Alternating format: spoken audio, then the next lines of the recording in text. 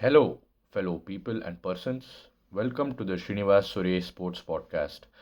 I'm your host Srinivas Suresh, and this is your one stop shop for all sports talk, gossip, and pretty much anything related to sports. And on this particular episode, I'm going to be talking about the NBA and one game in particular, that is the Denver Nuggets versus the Golden State Warriors, that took place last night at the home of the Golden State Warriors at Chase Center in San Francisco. And towards the end of the episode, I'm also gonna be giving away three picks for the NFL games that are going to be taking place over the weekend. I'm not going to be giving away who's going to win the game, but I'm definitely going to help you guys pick what spread you got to take and for which game you can actually take these bets. And I'm pretty sure you'll be able to make a quick coin out of these. There's a lot of fun, action-packed sporting events taking place throughout the entire week. And if anyone has any suggestion as to any specific event they want me to talk about or they want to talk about with me as well, feel free to reach out to me as well. I plan on posting this video on YouTube and sharing it on Instagram as well. This is my second episode. The first one I posted, I didn't really get it to post it to YouTube because I'm not as tech savvy as I thought I was. So obviously I'm still learning. But yeah, so this particular episode, obviously, as I said, I want to talk about the Nuggets versus the Warriors game that took place last night. It was one of the craziest games I've ever seen in my life, and the intensity for a regular season was not an intensity for this regular season game was not as I expected, because both teams showed up when both teams play really hard, and both teams were looking for the win. Even though it's a game in January, normally during these times, teams are going through the motions because it's like the dog days of the NBA. And a lot of people say that the real interest in these games doesn't really kick on after the All-Star break and after the Super Bowl has ended. So for this particular game, I would like to give you a quick pre-game analysis for the teams that are playing and that are involved in this game. First and foremost is the Denver Nuggets. So the Nuggets were 3-point favorites coming into this game. Obviously, because they are the better team and they are the stronger team and they are the defending champs as well. Even though the game was played in Golden State Warriors, the Nuggets being favorites actually made sense on all the betting books. The Nuggets were coming in with a record of 24-11, which was best for the third seed in the Western Conference, and they were 10-8 away from home, which is actually pretty good. So normally, when you're a great team, you want to dominate your home court and be above a 50% win rate away from home. That is above 500. So they were averaging around 110 points per game away from home, and coming into this game, they obviously had a leading MVP candidate in Nikola Jokic, who right now is third in the MVP ballot after behind Joel Embiid of the Philadelphia 76ers and Shai Gilgeous-Alexander of the Oklahoma City Thunder. And deservedly so, those two guys have been really popping off, and they have their teams at a very high seed in their respective conferences. And Jokic also has only missed three shots in the last four games coming into this game, which is absolutely ridiculous, which is entering almost Wilt Chamberlain numbers.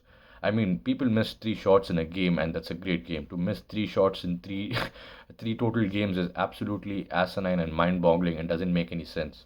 And Jamal Murray obviously is coming off his hamstring injury, and he's really picked up. He's been playing really well so far, and in fact, he's actually put himself in the conversation for being an all-star, possibly in the reserves, but we never know because the West pool is so deep when it comes to the guards, and especially with a lot of these guards having astronomical numbers, and the fact that Jamal Murray has missed 14 out of the 35 games that he's played is going to be very tricky for him to make it, but he definitely has been playing at that level.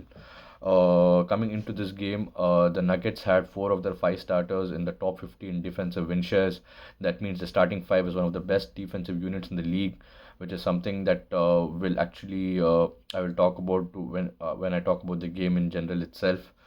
And the Nuggets were also 4-1 coming in their last five games. The only game they lost was to Oklahoma City, which right now you think about it is a very impressive win for them. And the Nuggets also beat the Warriors in at Denver during the Christmas Day games that were going on, where Jamal had 28, 3 and 5, and Jokic had 26, 88 and 14. But the key thing is all the starters in that game, that is KCP, Michael Porter Jr., Aaron Gordon, Jamal Murray, and Nikola Jokic, all went above 15 points. So they're really efficient, and the starters had a day that particular game. So a little bit about the Warriors. The Warriors were 16 and 17 coming into the game. They had been the 10 seed, that is basically just right at the play-in tournament. So essentially, if the playoffs started today, they would have to go through the play-in just to make it to the playoffs. So this is going to be the second year that's going to happen. So this kind of like uh, these are not good signs. Obviously, the Warriors have been going through a lot of issues. They've missed Draymond Green, who actually got himself suspended twice before the season even turned to 2024. He got suspended for one punching Yusuf Nurkic in the face and for choking Rudy Gobert out. So he's been missing, and He's obviously been key to all their success so far. And his missing actually has actually impacted the way they play defensively and offensively as well. So they are 2-3 in the last 5 games, and the two wins are coming against the Magic and the Blazers. The Magic are a good team, obviously. They're coming the Eastern Conference, but the Blazers are one of the worst teams in the NBA. They lost recently to Miami Heat at home. They lost to the Dallas Mavericks at home, and they've been giving up about 120 points each of these games. So defensively, they're also teetering kind of, because they don't have a top 10 or a top offensive or a defensive team, and it's kind of a struggle for them to get into their half court sets offensively and defensively. And defensively, they find it difficult because they don't have the size, and a lot of the Western Conference teams actually have a size advantage over them. Uh, so oftentimes than not, they get dominated in the paint. So Warriors also have lost a lot of their games. No, no, scratch that. So obviously, Steph is the star of the team. He's averaging around 28 points per game with 41% shooting from the 3-point line and 45% from the field.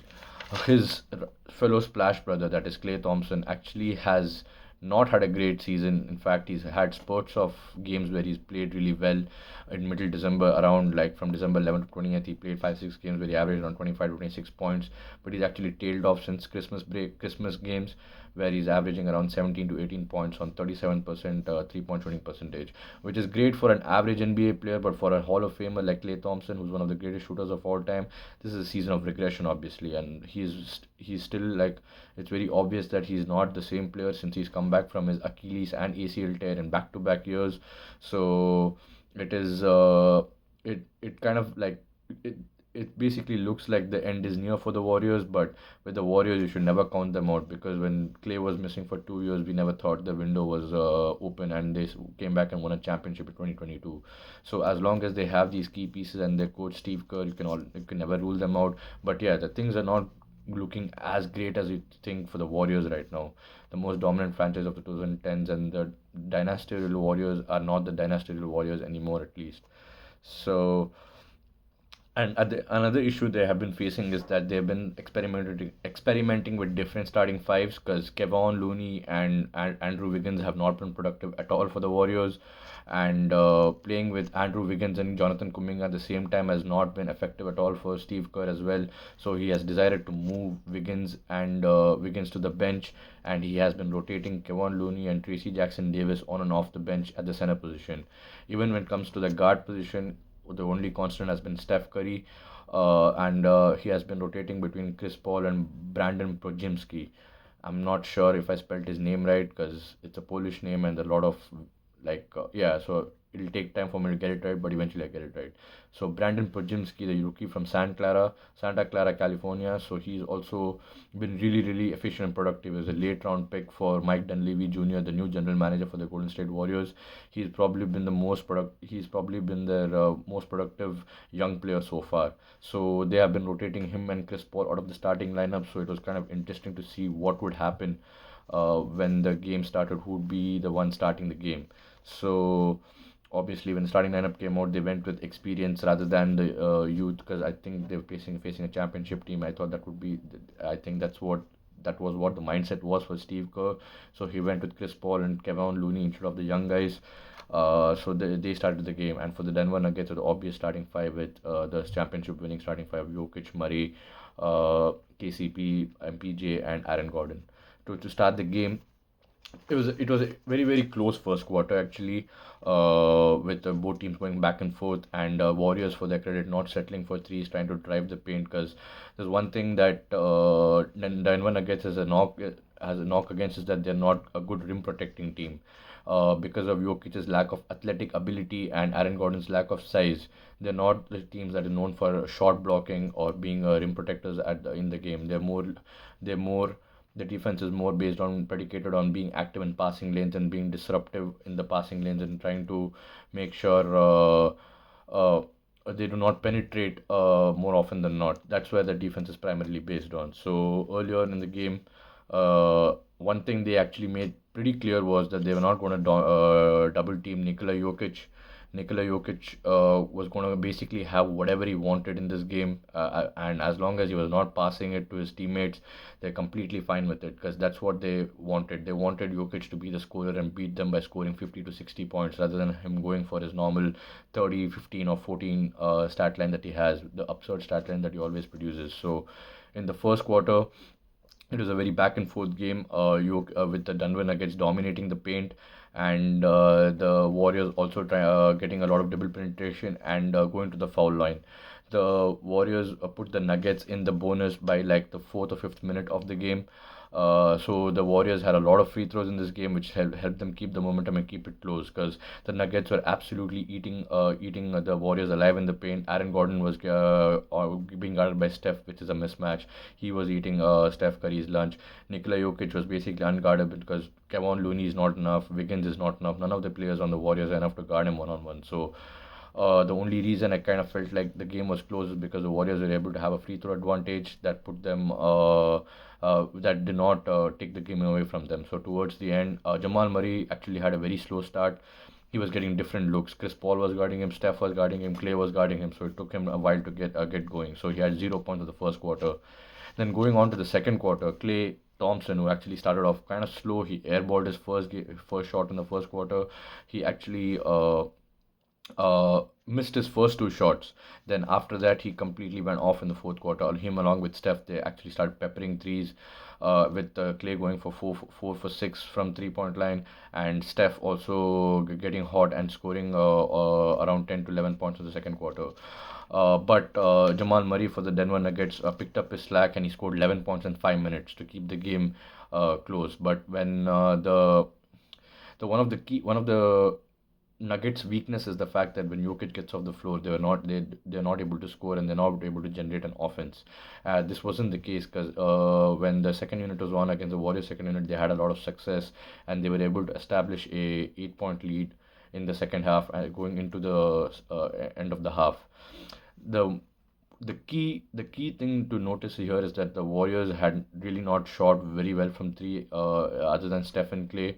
So they had Stephen Clay at this point, and the Nuggets had dominated the paint. They allowed 42 paint points in the first half, which obviously lets you know that's why there's a reason the score is 73-65, such a high scoring game. So going into the second quarter, I kind of felt like the Warriors might start to double team Jokic to stop him from dominating the paint and kind of see if others can beat them because no one else really had it going other than Jokic and Murray, to be honest. So going into the third quarter, the Warriors absolutely just started hot. They were shooting threes, they were cutting, as Steph Curry couldn't miss a three. Brandon Podziemski, as I said, the rookie, he made three straight continuous threes from the corner, and with 5 minutes 36 seconds played in the third quarter, the Nuggets, who had a 8 point lead, were now tied. Were now tied with the Warriors when they called the timeout. But that timeout didn't stop the bleeding as the Nuggets were continuing to play loose basketball. They're turning the ball over. They weren't making good shots, and the Warriors are rotating the ball. They're moving the ball around and they're playing their offense. And they built up a huge lead, which almost stretched to. They built up a 20 point lead essentially towards the end of the half, and uh, they went on a where is it? They went where is that number? They started the quarter with a 19-11 run, and they ended the quarter with a. They started the quarter with a 92-11 run, and they ended the quarter with what is that number? Damn, I forgot. They ended the quarter with a 22-4 run to end the 22-4 run to end the game. So basically, The Nuggets from an 8-point lead were down 20 points. So, and the fourth quarter, so the one of the biggest reasons for this particular comeback is that the Warriors shot 6 of 9 from the 3-point line in the third quarter, which is 66.6%, which is an insane and absurd rate for an NBA team. And the Nuggets only shot 1 of 5 from 3 pointers. So when you have that kind of a discrepancy and a disadvantage in the 3-point column, especially in today's game, you're bound to like give up your leads, and your other leads tend to expand.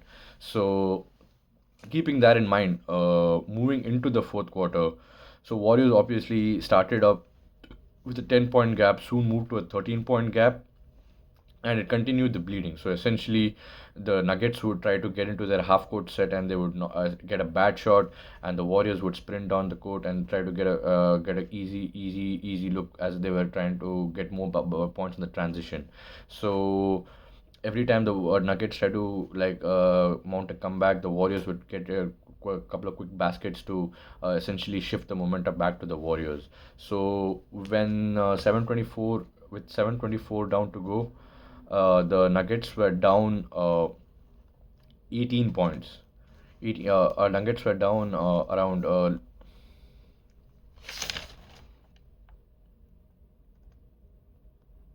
down 18 with six and a half. Yeah, they were down 18 points with 6.5 minutes to go. So the Denver Nuggets basically then went on a 27-6 run against the Warriors to close off the game. With Steph Curry, obviously he did not have a great fourth quarter. Towards the end of the game, he was 1 of 5 with there were two missed threes, a couple of missed layups as well, and obviously the crucial turnover towards the end of the game that cost with changeover that caused a changeover of possession to allow the Denver Nuggets to have a chance to win the game towards the end. The Denver Nuggets defended amazingly down the stretch. They did not settle for any bad 3-point shots. They played their own offense. They generated open looks, and Jokic did not settle for any bad shots. He played within himself. He played his game. Jamal Murray obviously had a good game as well. He finished with 25 points. But the main reason why the Denver Nuggets won this particular game was Aaron Gordon. Aaron Gordon was absolutely sensational, the Energizer Bunny for the Denver Nuggets. He was the key reason why we won the game. He had 30 points and around 8 to 10 rebounds, but he was all over the place. He was guarding the best players on the Warriors team at the same time, cleaning up the glass and picking up important offensive rebounds and tip-ins. And even if he was not able to get his offense going, he was going to the foul line and trying to keep this, and he's keeping the scoreboard ticking, which I think is essential. Even if you don't get your shot going, it's important to get to the line, especially when you have a huge man advantage against the person who's guarding you. I think the Denver Nuggets are the best team that exploits the size matchup that they have. Every time you see Jokic on a small guy, he's punishing him. Every time you see Aaron Gordon on a small guy, the ball is going to him. It doesn't matter if he's the first, second, or third option. They're always punishing the small guy they're putting on them, because Denver Nuggets always has a size advantage in the front court whenever they're playing the Golden State Warriors. So they made good use of that. And towards the end of the game, obviously, the Denver improved. Denver tightened up their defense. They had great rotations. I believe they had a couple of shot clock violations that they forced on the Warriors, which is actually to force an NBA team into a shot clock violation, you have to play insane amount of defense for the entire 24 seconds. Like, I've played basketball, playing defense for 10 seconds sucks. Like, for playing an entire shot clock for that long uh, to to stop the Warriors from scoring alone is a great feat. So kudos to the Nuggets as well. But to be honest with you, the and finally when the towards the last positions of the game, when it came down to the stretch in the last final minute, there was only one person they were going to go to, that is Nikola Jokic. Nikola Jokic, when the beginning of the final minute, they ran a screen and roll for Jamal Murray. Then he gives, and as soon as he catches the ball, he gives up an alley for Aaron Gordon, who was on the dunker spot for the dunk, to cut the lead down to two. Then the next play, immediately when the Warriors miss a shot, they give the ball to Jokic. They run a play. Jokic gets the ball back with 6 seconds left in the shot clock.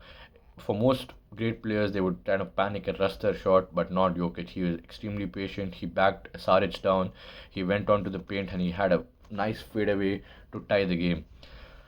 Uh, Typical Jokic stuff. But after that, there was still a lot of time left, and the Warriors easily could have just called a timeout and settled for the last shot. But they did not do that. Warriors advanced the ball up the court. and Steph had the ball for a long time, but they trapped him in the perimeter. And Steph actually tried to make the right play because Wiggins was open, but his pass was extremely extravagant and not something you would risk at that particular time.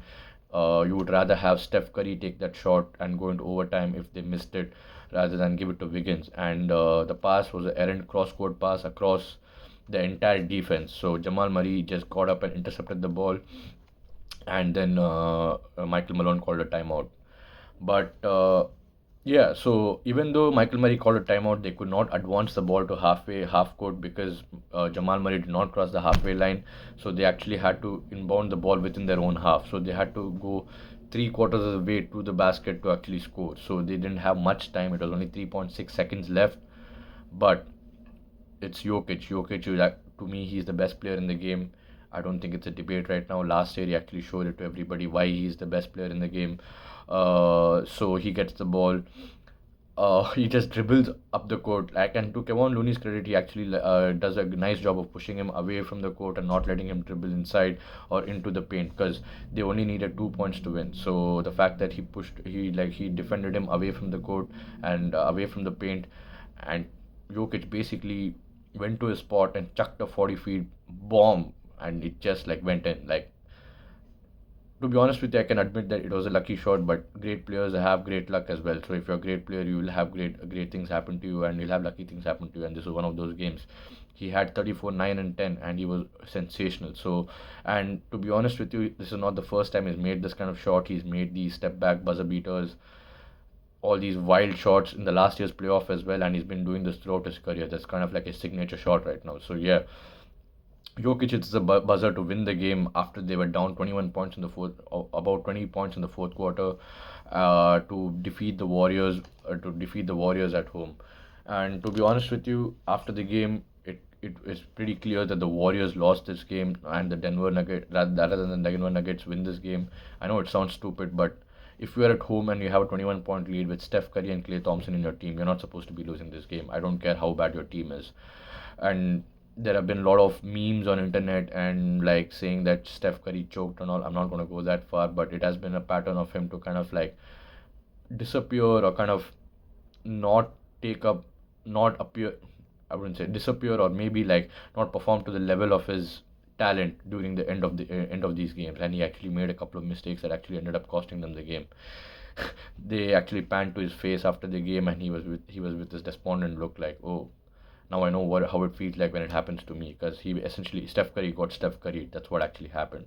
He's the one who's always making that shot. Now this time he's on the receiving end of it. So it was quite an amazing game and an amazing watch, like from start to finish. The game had, the first half was obviously pretty close, and then the second half was like a tale of two quarters, with this Warriors dominating the third quarter. Even I could say dominating towards like the half of the fourth quarter as well. But the Nuggets, they showed championship grip and championship ability, and their championship defense to let them know why they are the defending champs and why you should be worried about. And they came back, and they showed great grit to come back and pull out this victory, because they didn't really have to, because they are on a first game of a back to back. They traveled to play Orlando Magic today at home, so they didn't really have a reason to just go out for the win. But kudos to them for putting on such a great show, and kudos to both teams for actually trying to go out there and win, because sometimes the regular season games are not really that great. But yesterday's game was spectacular. So yep, that is the recap for the Denver versus the Golden State game. And yep, I actually wanted to give you some NFL picks as well for this weekend. So the first pick is the Miami Dolphins versus the Buffalo Bills, the game that is going to take place on uh, Sunday Night Football at Miami. This game is for the AFC East division title, as well as the chance to host a home playoff game and chance to clinch the second seed in the AFC, which is actually very critical because the AFC is loaded. So obviously the Dolphins have a bunch of injuries. They have Jalen Phillips and Bradley Chubb who are out. They have Jalen Waddle who is out, but they do have Tua Tagovailoa, the quarterback, who is fit and healthy to go. Tyreek Hill is on an ankle boot, but I'm not sure that's going to affect him. He's going to be showing up. And Bills obviously have had their fair share of injuries that affected them already early in the season with Tre'Davious White, Matt Milano, their defensive stalwarts who are not playing this game, who are not going to be playing, and they've been not been playing for a while. But the Bills have been coming off a four game win streak. They beat the Chiefs, they beat the Cowboys handily. They somehow scraped through the Chargers and the Patriots. So it's kind of difficult to say what the Bills are right now. Even if they won four games, the teams they're supposed to beat, they've beaten. The team they're not supposed to beat, they beat them convincingly. So it's kind of tricky right now. They are 10-6 coming into this game. The Dolphins are 11-5 coming into this game. The Dolphins lost to the Buffalo Bills when the first time they faced them in Highmark Stadium in Buffalo, 48-21. So basically what the scenario is that if Buffalo Bills beats the Miami Dolphins, they're going to be winning the division and they will be hosting the home playoff game. Miami has already qualified to the playoffs, so they are actually in that way they're set. But they do obviously want to have a home playoff game because their record away from home has been absolutely pathetic. They haven't like they've lost to all big teams that have played away from home. They lost to the uh, Chiefs. They've lost to the Bills away from home. They lost to the Ravens. They got absolutely boat raced by the Ravens, 56-19, which was a battle of the first and the second seed in the AFC conference. So the betting lines for this game opened up at Dolphins minus 4.5 and Bills at plus 4.5. I'm going to be picking the Bills to cover this game, so Bills at plus 4.5. I feel like the Bills will outright win this game, but I'm not going to pick them to win. I would rather pick the spread. So Bills at plus 4.5 seems to be the right spread for me. And the second game is the Seattle Seahawks was at the Arizona Cardinals, which is opening up at minus 3.5, I believe. Minus 3.5 for the Seahawks and minus 3.5 for the Seahawks and plus 3.5 for the Cardinals. So the Arizona Cardinals are essentially out of the playoffs. They don't have anything to play for. The Seattle Seahawks have everything to play for. If they win, they're into the playoffs, I believe, barring any other ramifications. So I think I'm going to take the Seattle Seahawks minus 3.5 in this one. And I would give you another pick, but the thing is, with this particular weekend, with a lot of players resting because many of these big teams have already clinched a playoff spot. So a lot of these teams might not be playing their best players. So it's going to be difficult to pick. So I told I might give you three, so I'm going to give you two picks. So that is the Dolphins versus the Bills. Bills at plus 4.5, and the Seahawks versus the Cardinals. That is Seahawks at minus 3.5. Yeah. So obviously, yep. So I feel like I've basically covered everything I wanted to cover. So this is my second episode. So I hope you guys like it. Obviously, there's no production value here, and the lighting and everything is bad. And I kind of feel like you're just gonna be staring at me talking. And I hope from the next videos onwards, I try to put some stats and graphics up as well. But I just want to see what it takes to start and continue doing this kind of podcast things because sports is really something I always have been passionate about. Like I mentioned in my earlier video, but which I haven't posted yet. So I don't know if you'll see that. But yeah, sports has obviously been a passion of mine, and this is something I wanted to start to build and start to do on a consistent basis. Even if I'm getting out wrong information, I would gladly be happy if people corrected me on it as well. So yeah, I hope to continue doing this and continue reviewing further sporting events. And if you guys have any ideas for the games you want me to talk about or review and give you a pre-game synopsis of, I'll be happy to do so. So thank you so much, guys, and have a great rest of your day. And please like, share, and subscribe this video. This is the Srinivas Suresh Sports podcast, and this is your host Srinivas Suresh signing off. Bye.